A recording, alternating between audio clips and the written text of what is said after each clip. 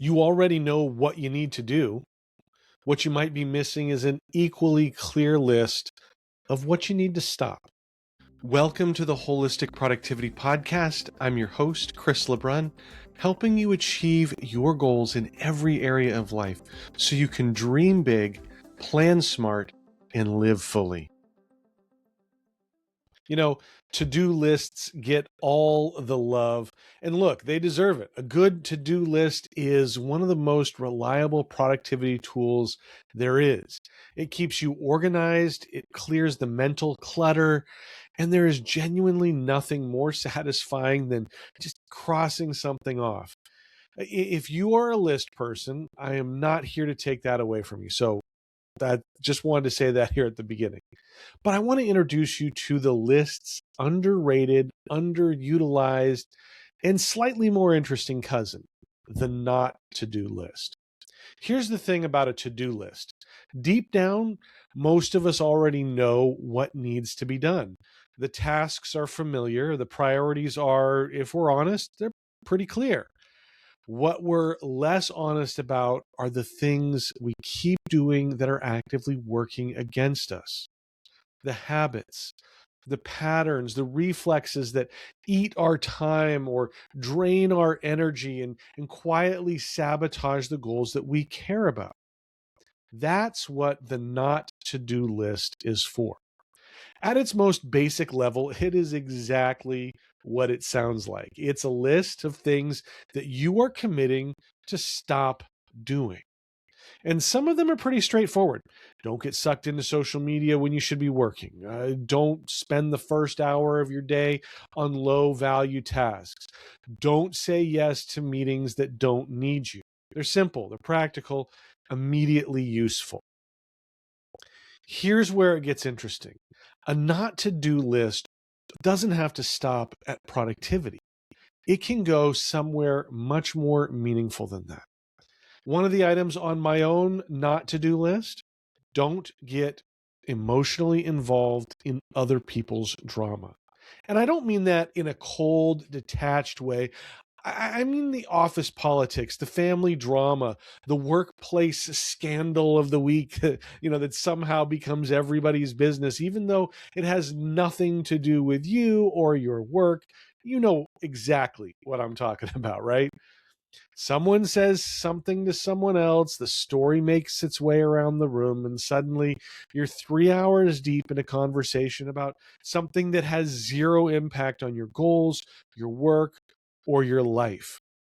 It is so easy to get pulled in because drama is interesting. It scratches every human itch that we could possibly have.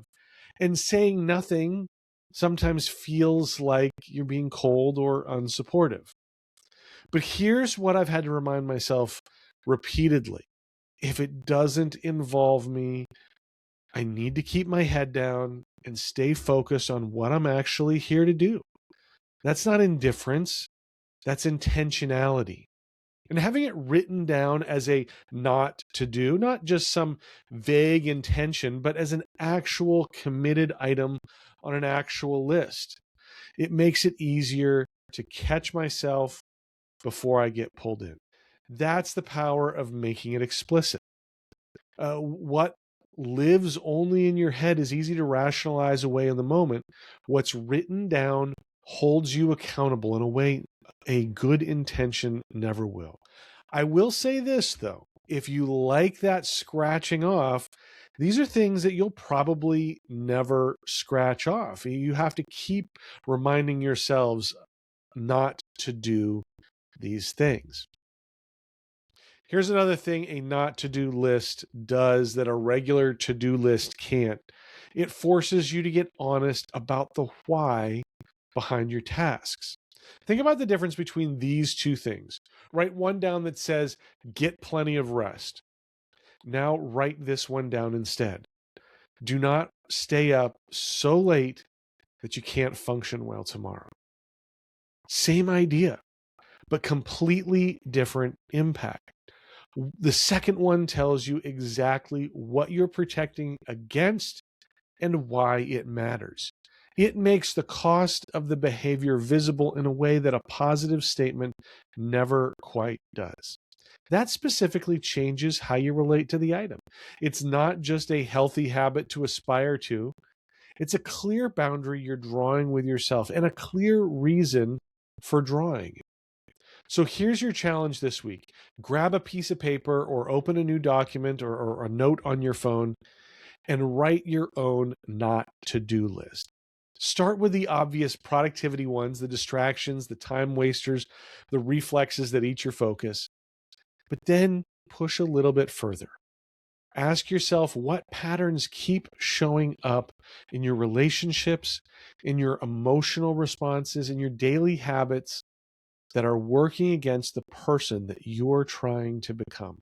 Write those down too, because your to-do list tells you where you're going, and your not to-do list clears the path to help you get there. When we think about what is keeping us from our goals, we usually look outward. You didn't run that marathon because you got injured. The business that you were planning didn't grow because the market shifted or production issues derailed you. The book idea got shelved because you couldn't find a publisher. The trip you'd been dreaming about got canceled when you got sick. And look, these things are real, they matter, but I've found that they rarely tell the whole story, because here's what I've noticed. The biggest barriers we face aren't always the ones we see coming at us from the outside. They're the ones that we're holding on to ourselves. I mean, think about it. You didn't get up early for that training run because it's more comfortable to stay in bed. You didn't retool your product to meet marketing demand because, man, rethinking everything just feels too hard. You abandoned the book idea altogether rather than learning about self-publishing. And you decided that if you can't take that trip in the fall, well, it's really not worth going at all, is it? These aren't obstacles standing in your way. They're things you're choosing to hold on to instead. Now, for me, this shows up as perfectionism. I can look at any situation, a podcast, a product I'm building, a content strategy, and immediately see what perfect looks like. I did that in air quotes if you're not watching on YouTube. I see the ideal outcome crystal clear in my mind. And my natural instinct, I grab onto that vision. I want to get it right the first time. I want it to be perfect before it's ready to see the world. And when I'm gripping that idea as tightly as I can, I'm not moving forward. I'm stuck. But I am working on this, I promise. I'm becoming more comfortable with the idea of MVP, minimal viable product. Start before it's perfect. Ship the episode. Launch the thing. Learn in public. But I'll be honest, I'm still working on letting go of that perfectionism, and it shows up everywhere. Let me tell you a story I heard years ago that stuck with me. There was this little kid, and he reached into a vase to grab a snack that had fallen inside. His small hand fit easily, and soon he had wrapped his fingers around the snack. But here's the problem. Once his hand became a fist around that snack, it wouldn't fit back through the opening. He pulled, he twisted, he tried again. Nothing worked. His fist was too big now. And panic started to set in. He imagined his hand was going to be stuck in that vase forever. Pretty soon, the tears started to flow, and he couldn't see any way out. Then his mom arrived, and she told him the solution. Let go of the snack. His hand would come out just as easily as it went in if he would just let go. But this wasn't something he had ever thought about. And honestly, he didn't want to think about it after his mom suggested it, right? Finally, he gave in. He let go, and his hand slipped right out. His mom tipped the vase upside down and got the snack for him. When we hold on to things, even good things, even the right thing, they can become the very thing that keeps us stuck. a vision of perfection, an expectation that we set and won't budge on, a way we've always done it, the comfort of where we are now, a fear dressed up as a standard. These aren't bad things we're holding on to, but when we grip them too tightly, they turn our hand into a fist and suddenly we can't move. Here's what I want to leave you with today. What are you holding on to that's keeping you stuck? Maybe like me, it's perfectionism. Maybe it's the need for certainty before you start.